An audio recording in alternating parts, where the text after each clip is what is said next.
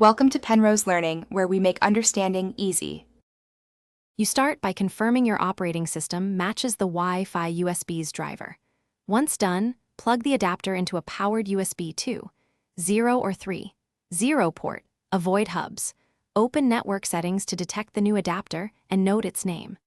Download the correct driver if the OS does not auto-install. Choose the vendor driver versus generic drivers for stability. Make sure to suspend other network interfaces to avoid conflicts. Then restart the adapter discovery process so the system recognizes hardware immediately. You now install the vendor driver, run the installer or use your package manager, and allow kernel module loading if prompted. Once installed, open Wi-Fi networks, select your SSID, and enter a strong WPA2 or WPA3 password.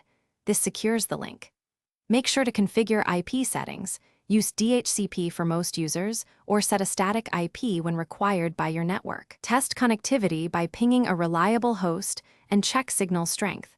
Adjust antenna orientation or port placement finish by updating firmware and drivers to stabilize performance and fix bugs. If problems occur, first reinsert the Wi-Fi USB and try a different USB port. Prefer rear motherboard ports for consistent power. Make sure the adapter has adequate power, avoid unpowered hubs. If the adapter still fails, reset the network stack, remove and reinstall the driver, and reboot. One key troubleshooting tip: if connectivity drops intermittently, check for channel interference and switch channels, or move the adapter to improve signal.